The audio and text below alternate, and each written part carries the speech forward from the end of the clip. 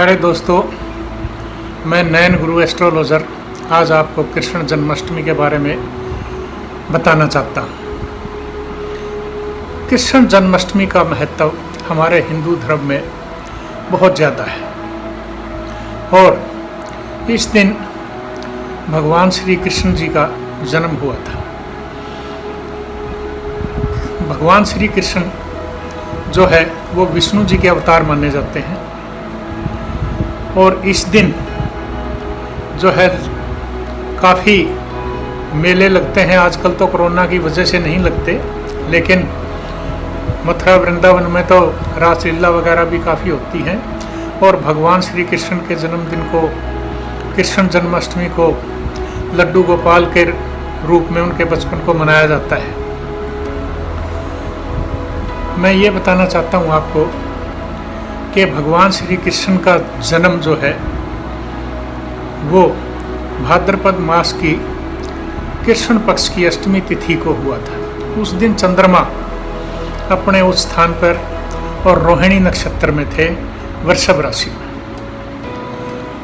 अतः यानी कि यूँ समझिए कि कृष्ण जी का जन्म संसार में अंधकार में भी प्रकाश पैदा करने वाला हुआ था, उनका जन्म जो है, और वैसा ही हुआ। उन्होंने जितना भी बुराई थी उसका नाश किया, चाहे वो राक्षस के रूप में थी या जो है बेइंसाफी के खिलाफ थी, कौरव पांडवों का जैसे युद्ध हुआ। तो जहाँ भी और धर्म की बात आई उन्होंने उसको सर्वप्रथम लिया। अतः ऐसे देवता जो विष्णु जी के अवतार, जिन्होंने इस पृथ्वी पर जन्म लिया, उनकी पूजा उपासना अगर हम करते हैं तो मैं समझता हूँ कि वो एक बहुत ही पॉजिटिव साइन होगा, बहुत ही अच्छा समय जो है माना जाएगा आगे आने वाले भविष्य के लिए। अब मैं बताना चाहता हूँ कि श्री कृष्ण जन्माष्टमी जो है वो 30 अगस्त को है, यानी कि सोमवार के दिन। वैसे अष्टमी तिथि जो है वो 29 अगस्त को रात के 11:25 पे शुरू हो जाएगी और अगले दिन 30 अगस्त की रात के भी 12 बजे के बाद 1 बजे के बाद यानी तक भी रहेगी।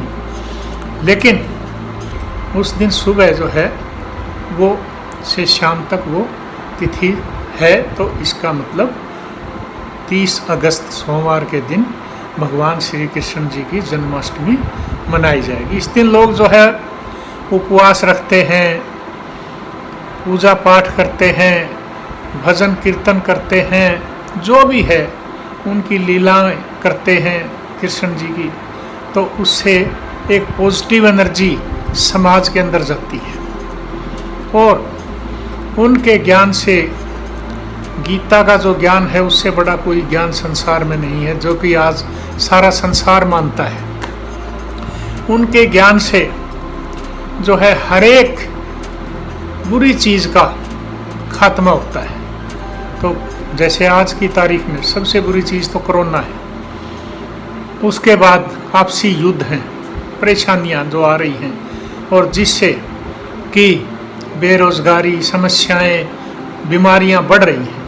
तो ऐसे समय में क्यों न हम ऐसे ज्ञान को प्राप्त करें, उनका आशीर्वाद लें भगवान श्री कृष्ण का।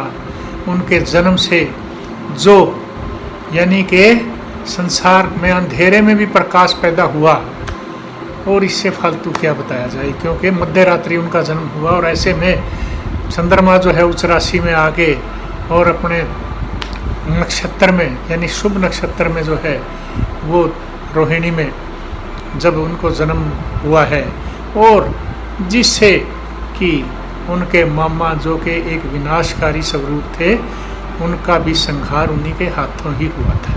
चलिए अब मैं बात बताना चाहता हूँ कि ज्ञान जितना प्राप्त हो सके इस दिन, जिस दिन पूजा पाठ हो सके, दान दक्षिणा हो सके, आप जितना करेंगे उतना ही आपको फायदा होगा। अतः मान्यता अनुसार इनका पूजा का समय जो है वो 30 अगस्त सोमवार के दिन 11:59 से लेके और 12:44 तक जो होगा रात के मध्य रात्रि, उसमें उसका अगर आप फ़ायदा उठा सकते हैं तो निसंकोच फ़ायदा उठाएं और प्रभु की लीलाओं का वर्णन करें। और जैसे भी उनको साज सज्जा से आप सुसज्जित कर सकते हैं, जो भी पंचामृत से उनका स्नान वगैरह करवा कर, मतलब हर एक काम नियम पूर्ण करें तो आपको बहुत फ़ायदा होगा भविष्य में। ये मेरा मानना है, मेरा ही नहीं अपितु ये एक इस वैदिक सिस्टम का मानना है और आप सनातन का मानना है धर्म का। तो ऐसे में जो है आप अगर फ़ायदा उठाना चाहते हैं तो ज़रूर उठाएं और दान दक्षिणा अपने हाथों से दें। इसके साथ साथ उनसे मैं हर पक्ष को कहूँगा, राजनीति है वो भी श्री कृष्ण जी सिखा के गए हैं, बहुत साफ और सुथरी राजनीति, और उससे संसार का भला हुआ है, नाश नहीं हुआ। अगर वो धर्म की बात सिखा के गए हैं, धर्म का ज्ञान दे के गए हैं, तो उसका देखिए आप कितना फ़ायदा हो रहा है। उनकी हर चीज़, हर बात में, हर चीज़ में, उनके पहनावे से लेके, बातों से लेके, उनके ज्ञान तक, जितना भी उन्होंने संसार को वो दे के गए हैं, उसका संसार को बहुत फ़ायदा हुआ है आज तक। अगर आप भी फ़ायदा उठाना चाहते हैं तो ज़रूर उठाएं।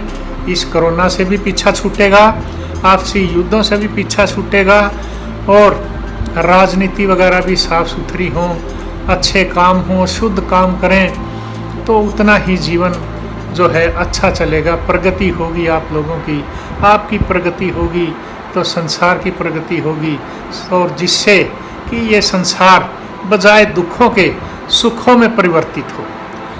और इसी के साथ मैं नयन गुरु आपको नमस्कार करता हूँ। धन्यवाद। तो दोस्तों, कैसा लगा आपको हमारा ये वीडियो? हमारे कमेंट बॉक्स में ज़रूर लिखें, और इसी तरह की और अधिक जानकारियों से जुड़े रहने के लिए हमारे चैनल को सब्सक्राइब करें और लेटेस्ट अपडेट के लिए बेल आइकन को ज़रूर दबाएं।